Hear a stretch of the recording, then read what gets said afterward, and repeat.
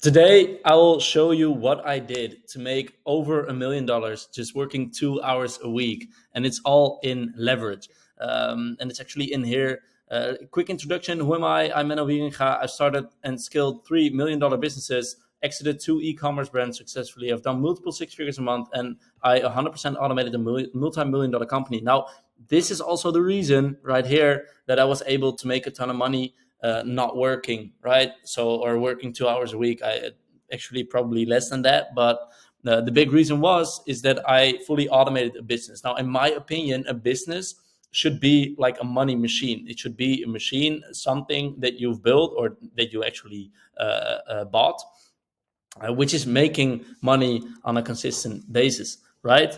That's what a business should be in most cases. Now, these are just some monthly revenues from that business from the first year. This obviously was only the first year. After that, we more than doubled this.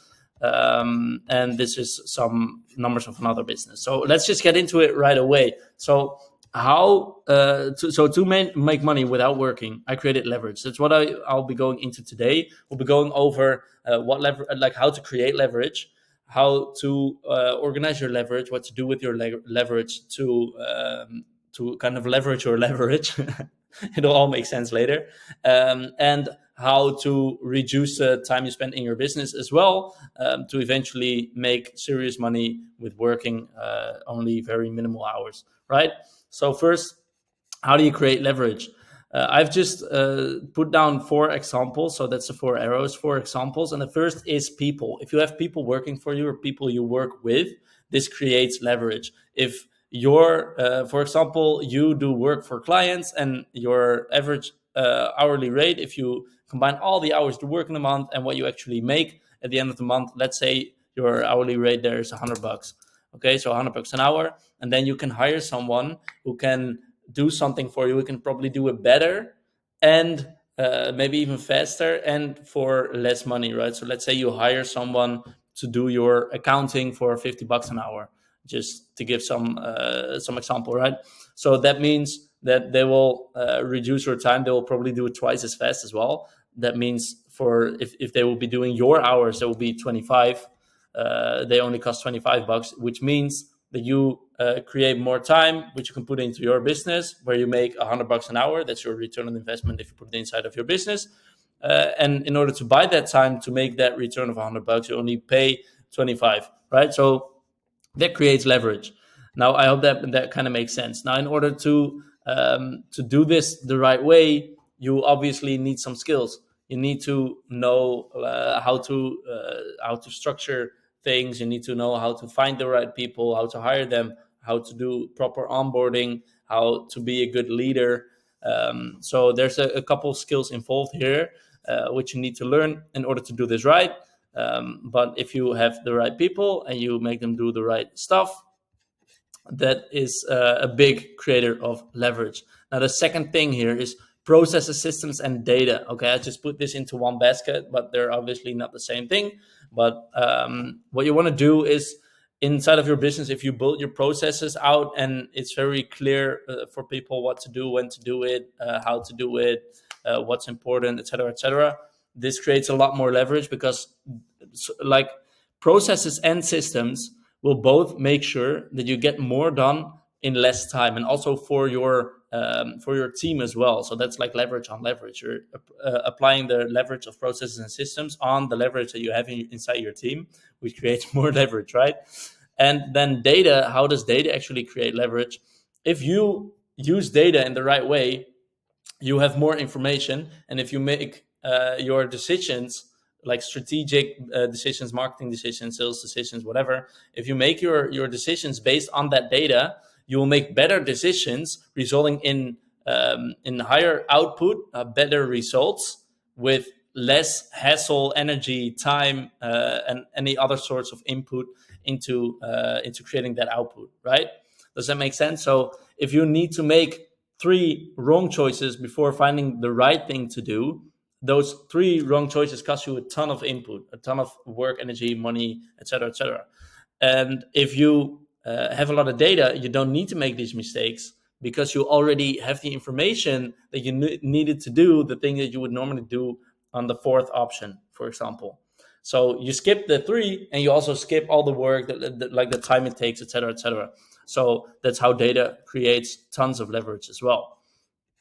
Then the third thing is brand. Now this is one that I am currently working on myself. Like me making these videos is like based on brand, right? I'm trying to build a brand. That's what I'm investing into. This is not really making me any money right now, and that's fine. But I believe that it will in the future when I'm able to grow an audience and provide a ton of value.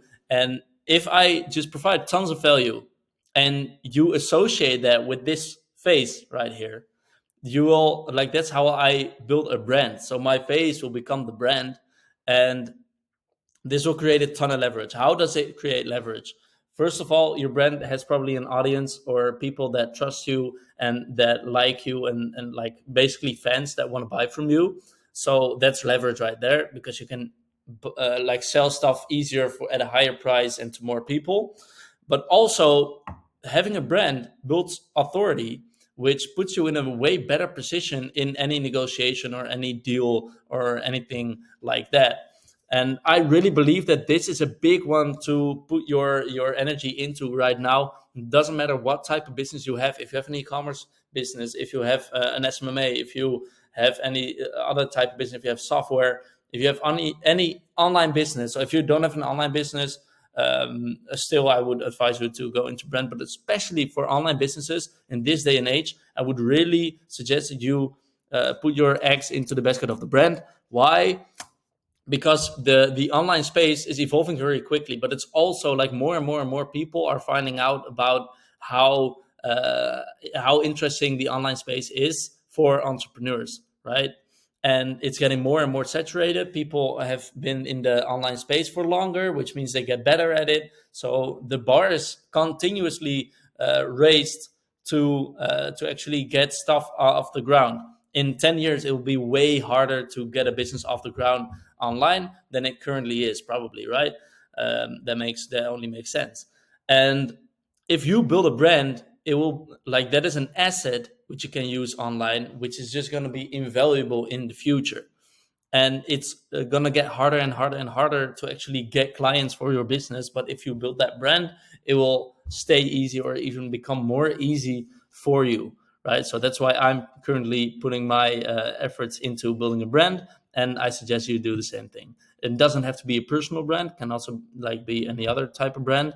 But yeah, that's that. And then another example, like it can be any other assets to create leverage, right? So in my case, the business that I actually made this money with and everything, it was tons of content, and we had an automated delivery. Like those assets just create insane leverage. Like let's say you have to do your delivery yourself, like always, it would just cost you tons of time. You're continuously doing the same things over and over and over again, and all that time and energy is just wasted. You could have put that same time and energy into building out your marketing team, your sales team, and scaling the business, basically.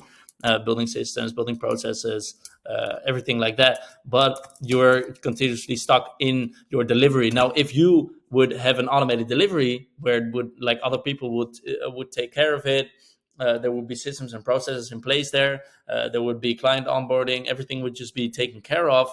That just opens up a ton of free space for you to actually scale the business. So an automated delivery is very important in my opinion.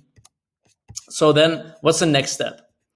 If you created your leverage, you've been building on all of those things, right? You've been building, and you now are at probably, like, let's say without all of this, you could probably get to 10K a month, right? You can just get clients yourself, serve them yourself, and just charge money, and just probably get to like 5 to 10K a month profit. And using this, like these like using this leverage, building actually like a business, that's actually what you're doing here, right? You're hiring people, you're building processes, systems, you're using data, you're building a brand, creating any other assets, you're building a business. Now if you do this, you can probably get to about 20 to maybe 30K a month. But somewhere along the line, like, you will get stuck, right? So you'll probably get to 20K a month in profits for yourself, and you'll probably get stuck there, or maybe at 30, because the next step, and this is where a lot of people get stuck, is that you need to organize the leverage. Okay, in order to scale beyond this, you will not have the clarity anymore. You will not have like a good overview anymore of everything that's going on inside of the business. You do not know what is going on with every single employee anymore, every single team member. When you have 20 of them, right? You cannot speak to them all day, to every single one. So you need to organize your leverage. You need to have one system, one place where everything comes together: the systems, the processes, the data, the strategy, the vision, the team, the workload of the team. Everything needs to be put into one place, which grants you clarity. You know exactly what's going on. You know who is doing what inside of the business. You know where the bottlenecks are, etc., etc. This system needs to give you tons of clarity, and yeah, that's basically what you want to do. Now, how do you do that? Real quick, I'll probably make another video on this, but it's called a business management hub. This is basically actually exactly what I just described, right? So this is where everything comes together. If you want to have get more information about this, just send me a DM on LinkedIn or Instagram. I'll let you tell about this. If you're currently stuck at somewhere between 20K and 50K a month revenue with your business, send me a message. I'll help you out. Okay. Now, next, in order to actually get to the thing I promised, like I'm going to show you how I made over $1 million working 2 hours a week. The big thing here is that you need to set yourself free, right? If you're still like, if you have all of this, you have your clarity, you have everything, you build your business, you're making the money, everything's good, life is amazing, but you're working all day inside of the business, then you're not actually gonna get to what I promised in the video for the video, right? So you need to set yourself free. Now, how do you do this? First of all, get your business on paper. Build out a customer journey, build out a company journey, and make sure that you know exactly what's going on inside of your business from a customer perspective and from your own company perspective. Now, what you do second is, I don't know, so what I actually do second, now that I look at it, is first of all, make like the colors. Okay, so I'll just dive into this real quick so that you really understand what this is and how to actually build this for yourself. Okay, so that you can actually build it, because I want to make stuff practical for you, and so that you can implement it and actually get real value out of this video. Okay, so what you do is you basically put down every single touch point, and you can do this in Miro, like where I am right now, or in Figma, or on fucking with a piece of paper and a pen. I don't care. But just make one little blob, little circle for every touch point that your customer has with your business, okay, from beginning to end. So this could be they see this is like paid advertising, this is Instagram, this is your billboard that you put out on the side of the highway or whatever. This is something else, and then the second touch point is they call with your sales team, whatever. Then they get on an actual sales call. Then they get some emails. Then they get a follow-up from your sales team. Then they either get closed, so they have a follow-up sales call. And this is they don't get closed. They get into an email follow-up sequence. So you have all these things, right? And then here you have the delivery, onboarding, then the delivery itself. Then maybe you have upsells, whatever. Put all of those things down. Then you color them. So as you can see here, they all have colors. So what you do is you make one color for every single department that you have inside of your business: sales, marketing, leadership, administration, delivery, customer success, whatever. Okay, so you make one color and you color all of them. Then you have one person who is like the ultimate, who is ultimately responsible for that single department or that single task. Okay. And then probably you'll find out that you are the and responsible, like the ultimately responsible person for a lot of these things, and that's what you want to get rid of. Okay, so that's where the second thing comes in. You make a list where you're needed. So you look at your whole business, you just put it on paper. You know exactly what's going on, where, and what needs to happen on a day-to-day or week-to-week or month-to-month basis.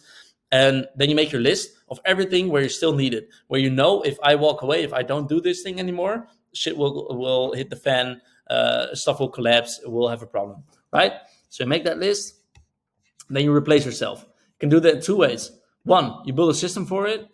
Two, you have someone else be responsible for it. Okay, very simple. Choose one of the two and make it happen. I would always advise you to go with systems first. If you cannot do it with systems, you need people. Okay, but first I would also almost always go for systems. Almost always. Like if you need to build a custom system and you need to code all sorts of things, which is going to cost you 500K, for example, but someone can do it, and the person, like the person doing the tasks, only costs you $50 a week, then I wouldn't. Okay, so if it financially makes sense, I would just go with systems, and most of the times it does. Okay, so that's it. You replace yourself. That's how you actually set yourself free. Okay, and then the bonus step, what you want to do is have other people scale your business. Now, this is where the real trick comes in. If you figure this out and if you can actually pull this off, like, you'll be golden, because you'll literally be on the beach with a coconut in your hand, chilling out, hanging with the crypto guys who all just invested in Bitcoin at the right time. You'll be hanging out with them, and other people will be working on your business and building it out and scaling it. Now, how do you do this? So there's obviously a ton of you needed some skills. You need a good understanding of what business is and how it works. But in short, in a simple, simply said, this is how you do it. You need a clear vision, first of all, because people need to know where they're going with the business, where they want to scale it, and they need to be motivated by, okay, we're going to get there. We're all going to work super hard towards this vision and really realizing that vision, right?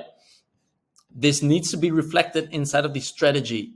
Okay, and how do you actually build out a strategy and make it applicable for people? How do you make sure people actually work on that strategy and actually work out the vision and go towards that goal? That's with a roadmap. Okay, this is a roadmap. I think in other videos I actually explain how this works and what this is. Otherwise, if I didn't, just leave it down in the comments. I'll make a full video about the roadmap, how it works, what it is, and how to use it for yourself. Okay. Now, this is basically the practicalization. I don't know if that's a word, probably not, but it's a practicalization of your vision. Okay, and you work out all these steps to get to that vision. You work out the steps you need to take in the next couple of months. You work it like this. Then you make people responsible for it. They start working on it. They actually build out towards that vision, and they also see that connection, so they know what they're working towards. Now, then you need to push that to your team, obviously, and you just need like a very good team of A players to execute on this whole thing. Okay, on this whole vision, on this whole roadmap right here. And if you have this, and you actually need, you need very, very, very good people and very, very, very good leadership skills to actually pull this off. Okay, I made a couple very big mistakes doing this, and it cost me a shit ton of money. It's not easy. It's not easy, but I promise it's worth it, and it's the best thing ever when you actually do pull it off. Okay, so that's it. That's all the steps basically, and the fundamentals, like the theory behind how I made well over $1 million working only 2 hours a week, create with leverage. Okay, I hope it was very valuable to you, and please leave in the comments what else you would want to know, what you want to learn about, or what you want to know about me, or what I did, or business wise, and I'll see you at the next one.